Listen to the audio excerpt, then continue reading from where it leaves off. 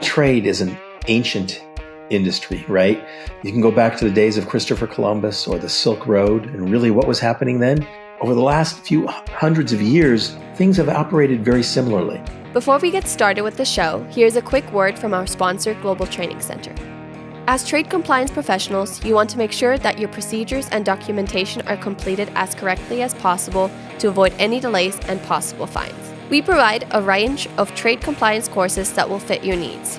From in-person or web training to recorded on-demand courses, we can train one or even thousands on your team through your learning platform or on our portal. We can even customize a private session for your team. Go to globaltrainingcenter.com to find out more. Hey everyone, as you can tell, I'm starting the show off here because, again, we're missing Andy here a little bit. He's still transitioning into his new job, and so he's still working through that. But we promise he'll come back with us here pretty soon.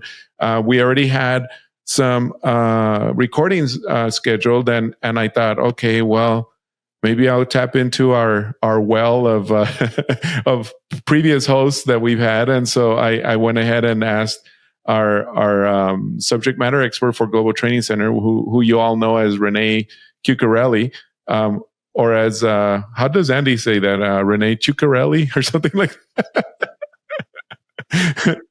Yeah, he's getting close. So Renee Cuccarelli is joining me, and she's co-hosting here today. I didn't want to reschedule this recording because I got really excited to try and get this person on the show, which is Tom Gould, and y'all have heard him before on our show.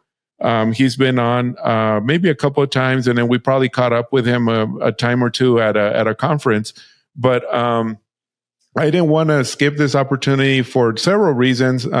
We were getting to talk internally, Andy and I, about just how Tom has when he was at Flexport, and then prior to that with like Sandler & Travis and throughout his career. And I thought, hey, this is a good time for us to just hit him up and see if we can get him on the show. So here we are. And Renee, I guess you've known Tom also in the past through your career, correct?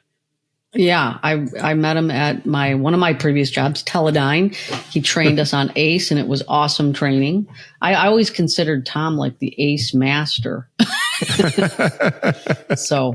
But he's far more than that, believe me. Awesome. Yeah. So Tom, welcome to the show again. Just so that we can introduce everybody, you to everybody, I guess I should say. Welcome, and thank you for joining us here again. Awesome, thank you. So let's start with that. I did go through and I talked a little bit about how you were your progression. I mean, I think I remember meeting you maybe initially a long time ago, but just in passing, nothing formal. Back when you were at Sandler & Travis, and then you obviously everybody knows that you were at Flexport here the last few years, and now you're transitioning over into a consulting firm, your own consulting firm, where you'll be helping clients do everything in trade. But can you tell us a little bit more about that and how you've progressed through your career in trade? Sure. I fell into the industry just like many of other people in the industry. In the early days of the IBM PC, I was automating law firms. My dad was a lawyer, and he said he wanted to replace his typewriters with computers, and I helped him do that. And I actually kind of started a little business on my own where I was helping all of his friends automate their businesses. And while I was doing that, by chance, I landed at a law firm, Stein, Shostak & O'Hara, that specialized in customs law. And I went there and I brought computers into the firm, taught their people how to use them just for the basics. But then I started working on some more client-related issues. For example, I helped them as they were doing research. This was before Cross was available for rulings. They had rulings research that was done, and I helped them to automate that process. Also helped them with building some databases for things like protests and so forth.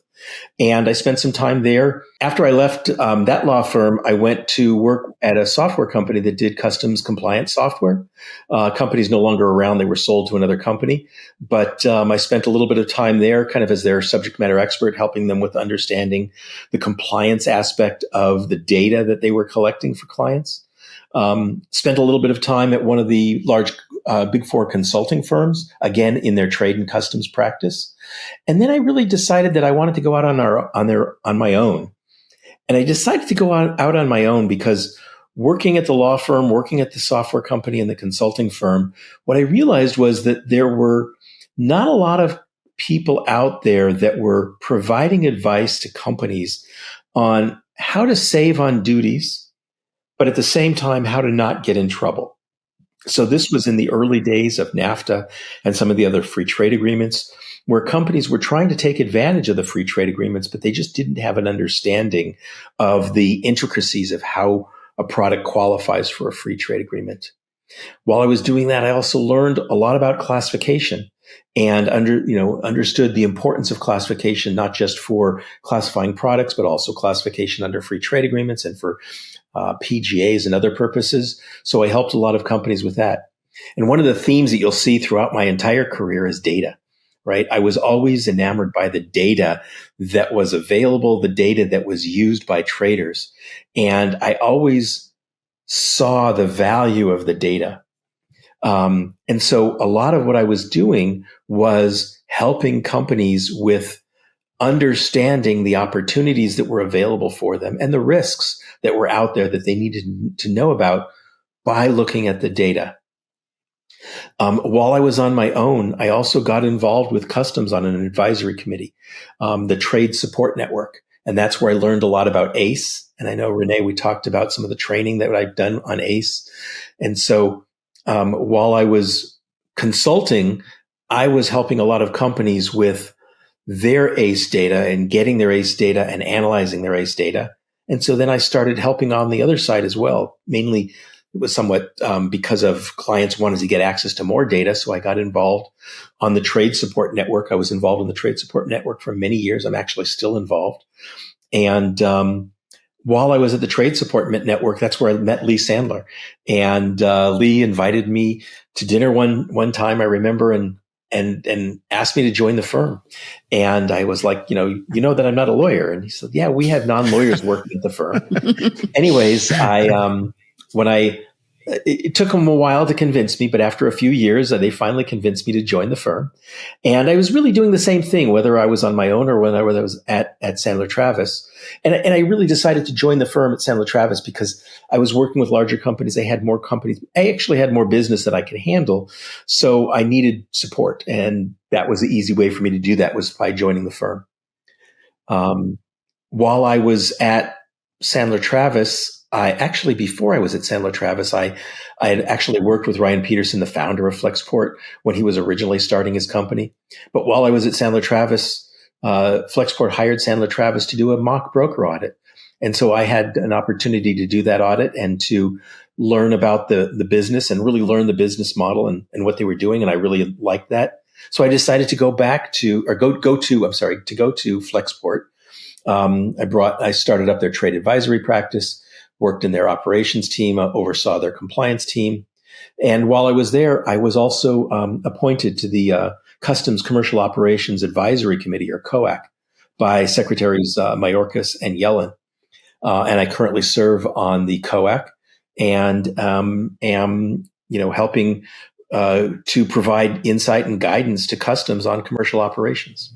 So that's kind of a short version of my yeah, that is. Career. If you Google Tom Gould, you'll see that there's an executive producer of Love Island with the same name. I didn't know that. That's funny. I didn't even know that. I didn't either. It's just a little fun fact. I got sucked into watching Love Island with my daughter a couple times. It's super interesting. It's like The Bachelor on 20. So anyway, Tom Gould's the executive producer. So that shows you, Tom Gould, that name, they go hard, they go farther, But I've noticed in your LinkedIn profile that you generally have two jobs going at once, Tom. Is that true? I've often had multiple jobs, Right. and as a consultant, you wear many hats, right? I do what my clients need for me to do. And, if that means that I have to wear multiple hats, I wear multiple hats. But, primarily my job has been either advising my clients, who could be importers or brokers or other people involved in international trade, or advising the government, on how to better do their job in dealing with companies that trade internationally. Yeah, you have so much background. And like you said, the data is what drives the compliance, that continuous circle that I've always talked about is, you find an error, you get a solution, you update your SOP, you change your automation, and then, the circle just continues. But that's all, to me, driven by data too. If you don't have the It is. Yeah, it is. And with today's machine learning and artificial intelligence, there's a lot more opportunity to analyze the data in different ways and analyze more data.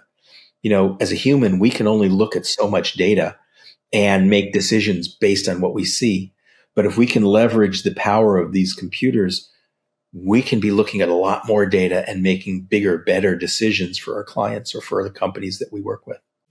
Yeah, more advanced, more forecasting. Yeah, exactly. I noticed. Did you work at there's a law firm in San Diego? Zisser Group. Yeah, Yes. Zisser was one of my clients when I went out on my own. I've often worked with law firms. I've worked with a number of the lawyers that specialize in customs and international trade.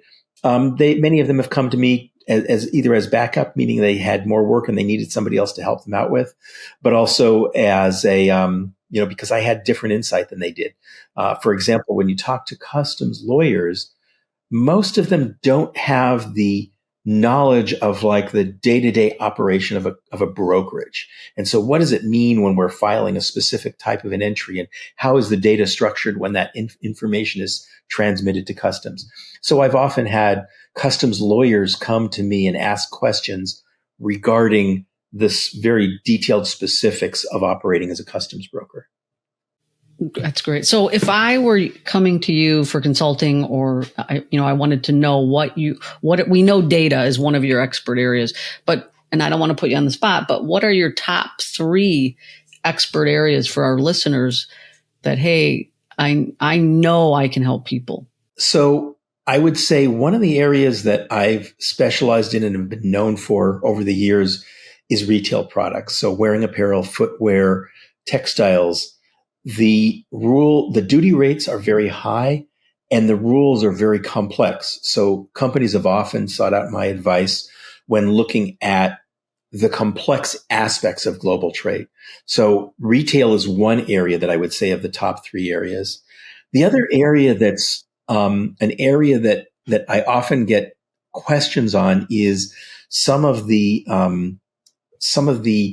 different types of duties that are applied to products today. So we're talking about things like the Section 301 duties on products from China, Section 232 on steel and aluminum, Section 201 on solar panels, and but also I would say that also includes anti-dumping and countervailing duties. So all of those different types of tariffs and duties that are outside of the normal duty and importing process. So anytime there's something that's outside of the norm, that's not a normal or more complex process, that's an area where I get involved. One of the areas, the third group that I would kind of throw things in is actually fairly new, and that is de minimis, the under $800 shipments, right? There have been a lot of companies looking to take advantage of the de minimis under $800 Section 321, Type 86. Those are all different terms that roughly mean the same thing. That's a very popular area right now. And it's an area where not only am I working a lot with companies that are taking advantage of the program, but also working a lot with customs on the COAC and on some of the advisory committees I'm on, because as the volumes of these low value shipments have skyrocketed, customs has been struggling to keep up and to ensure that trade is being done properly, even in the de minimis environment. So that's another area that I'm helping companies out with. Oh, great. These are awesome areas. What was your favorite project so far on COAC? So I've really enjoyed a lot of the projects on COAC. I would say that my favorite area to deal with on COAC is the ACE 2.0 initiative. So customs, you mentioned earlier that ACE, I'm thought of as the ACE person. Customs, is in the process of developing the next version of ACE, where customs is looking to build to update the platform to take advantage of more new modern technology. There's some terms that you'll hear in discussions about the new ACE 2.0 platform, things like interoperability. Interoperability is very important with computer platforms today in that it allows computers to talk to each other. So, one of the things that I am always amazed with is when I go to my doctor and he needs to refill my prescription, the doctor goes into the doctor's system, and all of a sudden my prescription is at my pharmacy. And if I want to book a flight, I book a flight on the airline's website. And if I want to book a hotel or rent a car, it all happens seamlessly. That's interoperability. And so what customs is looking to do is to build better interoperability into their new ACE 2.0 platform to allow them to have better ways of communicating with the traders, with the brokers, with the carriers, with all of the different parties, with the government, other government agencies here in the US and abroad. And there are a number of initiatives under this ACE 2.0 platform that customs is working on that are using new modern technology. Artificial intelligence is another one. You'll also hear about global business identifiers, unique ways of identifying companies that can be shared from party to party, from transaction to transaction. And those are the types of things. And if you ask me what's my favorite thing been with COAC, it's been having a front row seat on the discussions about what the new platform is going to look like. Yeah, and then we've had Vinny on the show specifically talking about that, the interoperability. And I really like the concept and the idea of how customs can help, ultimately, of course, help the consumer identify if that X product, whatever it might be, a watch or a cap even, or whatever, glasses. I mean, it's what you thought you bought, like it is really an Apple Watch and not a knockoff, right? Or whatever, and I like the way without, what's the word I'm trying to say? Without infringing on privacy and security from the people who are identifying that product. You know what I'm saying? Like, in other words, you don't have to give away everything. I really like the way they're doing that, and it sounds like it's going to move forward a lot. But I did want to say earlier you talked about your work on, for example, textiles and garments, and the retail business. Before we recorded here, we were talking about your article, "Dirt to Shirt," that you wrote, and how that describes or talks about the process of going through, in the sense of supply chain traceability. Let's just summarize it there, right? I mean, and we've had that initiative, or not initiative. What would you call it, Renee? I mean, that goal here at Global Training Center to help companies understand that and why it's important. So from your article and from what you wrote on there, I mean, what do you feel like are the biggest challenges that companies are facing for that right now? I mean, there's so much involved in that these days. You know what I'm saying? And so I'm just wondering, what do you feel? Some companies honestly don't think like it's a big deal, that they don't even need to comply or even worry about it. I mean, obviously they're going to know better here pretty soon, but trade is an ancient industry, right? You can go back to the days of Christopher Columbus or the Silk Road, and really what was happening then? International trade. And if we look at what was happening back hundreds of years ago in the way of international trade, and we compare it to what's happening today, over the last few hundreds of years, things have operated very similarly. One of the things I like to talk about is when Christopher Columbus was coming to the Americas, he had on the ships cargo that was looking to be traded or sold. And in addition, he also had a listing of what was on the ship. And we call that listing a manifest. We still have a manifest today. And if we look at global trade, historically, global trade has been about the product at the time it's traded. And if we look at the regulation of global trade today and what governments are interested in or have been interested in until recently is information about the product at the time the product is crossing the international borders. And the reason that I wrote the blog post and talked about from dirt to shirt is it was in conjunction with the UFLPA, or the Uyghur Forced Labor Prevention Act, where Customs has been looking at how can they dive deeper into the life of a product to understand whether any of the components or raw materials used to make the product were made with forced labor. And if we look at some of the other initiatives that are out there that the governments are looking at, that the government agencies are looking at, whether it be a forced labor issue, free trade agreements, anti-dumping countervailing duties, or even things like environmental aspects. In Europe, they have the CBAM, the Carbon Border Adjustment Mechanism, where they're looking at what is the carbon that was used, that was created in manufacturing the product and moving the materials to end the final product.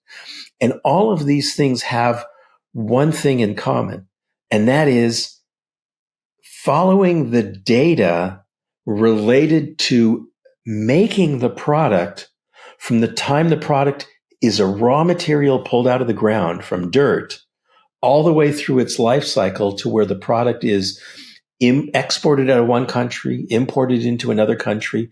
And in some instances, companies and governments are also looking at end of life, right? What happens when the product is recycled or taken to a landfill?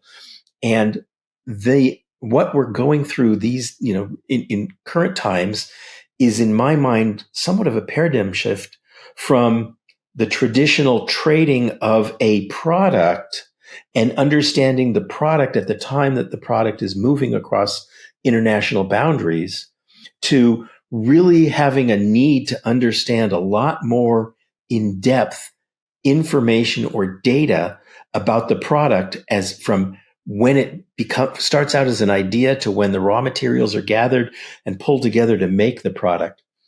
And what we're seeing is the government is kind of taking the lead and saying, you know what, we need this data to be able to enforce the current laws.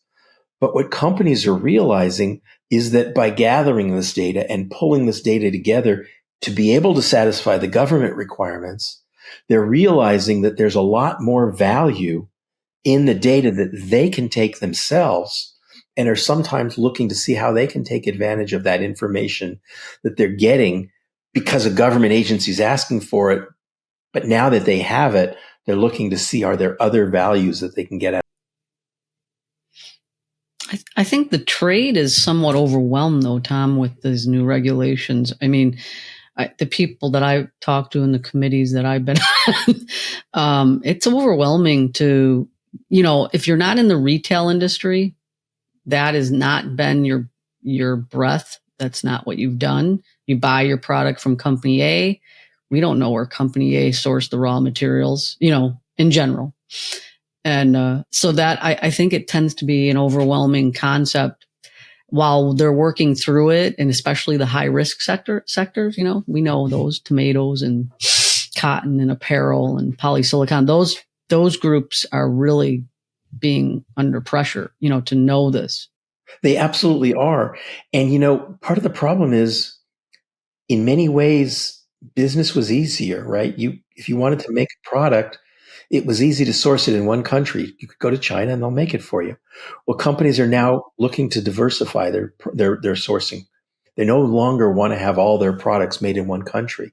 And so when you import products from multiple countries, or you try to move production from one country to another, you get complications that you'd never had to deal with in the past, right? You may not now, maybe the issue that you're dealing with is, what are the regulations in some new country to set up a factory, or to export your products, or to get the raw materials into that country to make your products in that other country.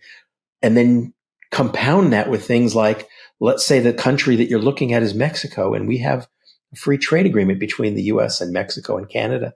And so there's more rules and more things that companies need to do.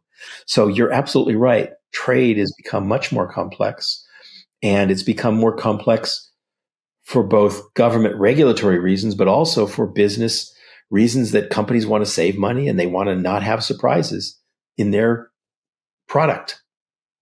Yeah, and I almost feel like the government is using the trade industry to implement and enforce a law that's significantly old. I mean, the forced labor law, and it's a lot on the trade industry to be the sole. It is, and in many situations, companies have been given almost impossible tasks. The one that I think about is recycled. I don't know if you know, but clothing recycling no longer happens, or barely happens anymore. Why is that? Because the companies that bought the recycled material can no longer guarantee that no one fiber in their product that was made with recycled material was made with forced labor. So today, customs is looking at doing things like isotope testing. So they might take a pair of jeans and cut out a piece of the fabric and test it. And what happens if one fiber from an old pair of jeans got into that new pair of jeans, and that fiber was made in the Uyghur region of China? That is so unfortunate. That's a sad tale. I don't like that, Tom. Adidas, I read this when I was doing my research for forced labor, is actually, they're plastic. They're getting out of the ocean. They have an initiative. There are a lot of companies that are doing that. Yeah. I know, I was talking with a friend at Honda who was saying how they have an initiative over the next few years to have every component of their automobiles and their motorcycles and all the other products that they make be 100% recyclable. That's a daunting task, but you know what? Consumers are requesting it, or demanding it, and companies are starting to step up and listen and say, yeah, you know what? We don't want plastics going back into the ocean, and we don't want trash piles heaping up. We want to be making more intelligent decisions as we're making products, as we're buying products. Yes. Yeah. That's the positive side of it. I agree. That's going to be great when they start making changes in that direction.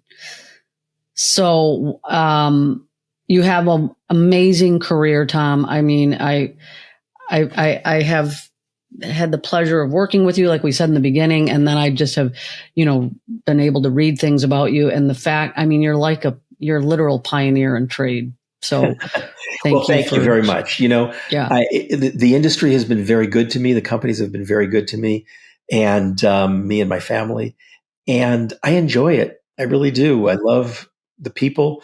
I love the companies that I work with, and I'm really glad that I'm back out and having the opportunity to talk to more companies and help more companies to save on duties and not get in trouble while they do so. Yeah. Yeah. Well, we're going to have your information, right, Lalo, in the. Yeah. So what we'll do is that we'll get your most current information, because I'm sure anybody can do a search on our podcast and find Tom Gould several times. You know what I mean? But we'll have the most current information there so that they can get in touch. But is there anywhere else that people may see you, Tom, soon, like at any conferences, or what are you planning? What is in your near future here? So I actually have a bunch of things lined up. I'm going to be at the COAC meeting in Washington, D.C. Next month. I'm actually going to be in D.C. for a couple of weeks because there's 3 back-to-back meetings, both the COAC meeting, the National Customs Broker Government Affairs Conference. That's where the brokers meet with members of Congress as well as members out of the administration. And then finally, there's the Trade Support Network meeting also in Washington, D.C. In October, I'll be at the WestCon. That's the Western Cargo Conference for the customs brokers. And then I'll also be available at, AAEI, AAFA, other conferences out and about. And companies can always reach me via email. I'm actually starting to work on a website, so I'll have a website up in probably in a month or two. But I'll send that information over to you when I get that up and running. Sure. Yeah, we can always update the show notes. So just keep checking the show notes, and when you see a website, that means it's up and running for Tom. So that's the magic of technology. We can actually update all that information. So interesting. So yeah, so we'll run into you into some of these events, and then well into 2025, depending on what that brings for you as well. And looking forward to tapping some of your knowledge as well here internally for Global Training Center in one way or another, but really looking forward to collaborating maybe more with you. And I'm glad we connected again here for this version of the podcast, and really glad that we were able to do this and get this out. So Renee, anything else? Or I have one more thing to say, that okay. Tom is the father of Dirt to Shirt. I didn't know that. I think everybody should know. And be careful, don't get a hold of Tom Gould, the executive producer of Love Island, when you want customs trading. No, Tom, it's a pleasure. We're really grateful to talk to you. My pleasure too. Thank you very much. Thank you very much for joining us. SimplyTrade is brought to you by the generous contributions of Global Training Center. You can follow the show and GTC on LinkedIn or Twitter and other social networks. Make sure you check out the show notes in the description for a full rundown of today's show with all the important links. Also, make sure that you share this with a friend and subscribe on your favorite streaming platform. We really like hearing from you. If you enjoyed the show, make sure to rate and review wherever you listen to this podcast. If you or someone you know would like to be a guest in the show, or would like to sponsor SimplyTrade, or suggest any topic you would like for us to discuss, please contact us via email at simplytrade@globaltrainingcenter.com, or you can DM us on Twitter at SimplyTradePod. Thank you again for the privilege of your time. Happy trading. SimplyTrade is not a law firm or an advisor. The topics and discussions conducted by SimplyTrade hosts and guests should not be considered and is not intended to substitute legal advice. You should seek appropriate counsel for your own situations. These conversations and information are directed towards listeners in the United States for informational, educational, and entertainment purposes only, and should not be substituted for legal advice. No listener or viewer of this podcast should act or refrain from acting on the basis of information on this podcast without first seeking legal advice from counsel. Information on this podcast may not be up to date depending on the time of publishing and the time of viewership. The content of this posting is provided as is. No representations are made that the content is error-free. The views expressed in or through this podcast are those of the individual speakers, not those of their respective employers or Global Training Center as a whole. All liability with respect to actions taken or not taken based on the contents of this podcast are hereby expressly disclaimed.